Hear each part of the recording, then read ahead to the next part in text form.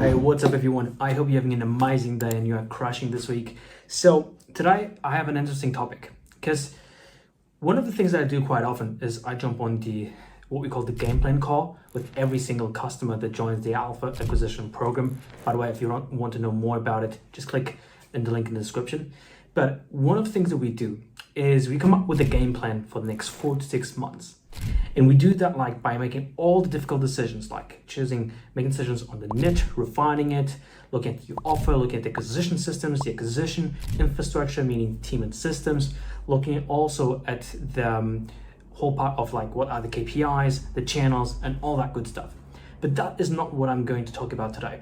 The reason why I'm bringing up the topic of today, which is time versus money, is because this is the biggest dilemma or paradigm that I see most business owners struggle with, which is knowing exactly when is the best time to allocate time or when is the best time to allocate money to solve their problems. So first off, we start by analyzing what are the bottlenecks. Then we look at how should we use the money and time, it's not one or the other, it's how we will use them to solve those bottlenecks. But before I get into weeds and getting into that topic in more detail, and by the way, you want to wait until the end of the video because I will give away an amazing hack that I use for myself every single time. For those who don't know me, my name is Denis Rhomays. I'm the owner of AlphaTwin.io. We are multiple 6-figures growth agency, and pretty much what we do is we help agency owners get more clients, get those clients amazing results, and of course, make a lot of money along the way. Okay, so onto the topic, time versus money. So the thing is, it depends on where you are and what season you see yourself in. What does it mean? Let's say that you are starting out, you have no clients, no social proof, no reputation, and you want to see results fast as everyone. So the thing here is, do you have financial flexibility? Do you have some financial that you can allocate into acquiring clients? Because if you don't have them, we need to look at time. Because if you come to a point where you say, I don't have time nor money, it doesn't make sense, right? Why should you start a business if you don't have time or money? So get a job first. If you don't have money, save some money, then launch your business, start being resourceful with your time so you can acquire the first few clients. Then once you get money from those clients, you have money and time, so you have more money than time at that point.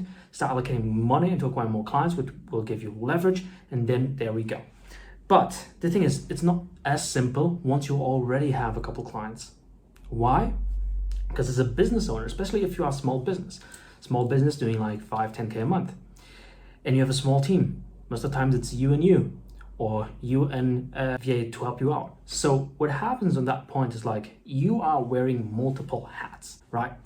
So you need to think how will this next decision impact my schedule, my time, if you're doing it full-time, if your agency or your business is your full-time job. And secondly, one thing that I like to do is looking at how much will this move the needle of the whole business? If there's one piece of domino that falls and tumbles all the others, what is that piece and how will I make it fall? So once you found out what is the biggest bottleneck, you look at it like this: how many people are required to fulfill this instead of me? For example, let's say that you are very good at doing sales calls, right?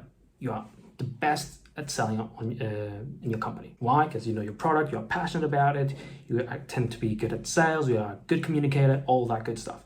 But now it comes to a point where, for example, it's taking you more than 20 hours a week. Those 20 hours, is there any other way that if for some reason you paid for those 20 hours, someone else take care of it, and you gave away between 15 to 20% of your revenue, is there anything else that needs your attention where you could make up for that money that you will invest? Because if there isn't, if you don't have anything else to do besides that, keep closing the deals. This is just an example. You see how I would use time or money, right? Now, for example, let's say it's something that takes you 3-4 hours a day. Sometimes we don't want to just do everything yourself. You can just optimize some of the components. So it's not about should I do it or should I not do it? Or in other words, should I do it or should I hire someone? Because it's not all about labor, right? You have at least 4 types of leverage: labor, capital, then you have media and code. By the way, I just stole this from Naval Ravikant. He is a brilliant investor. You should definitely check out his podcast on Spotify. But into the topic again. When you talk about like making a decision like this, money or time, is always based on where you are on your journey. Okay? So if what you are trying to solve requires more than one person, usually optimize. Okay? If what you are trying to solve, the bottleneck, requires only one person, well, in that case, use money, as long as you have it, of course. And if you don't have money, don't even think about these options. Just optimize the productivity, not by adding more softwares or anything like that, because that means money, right?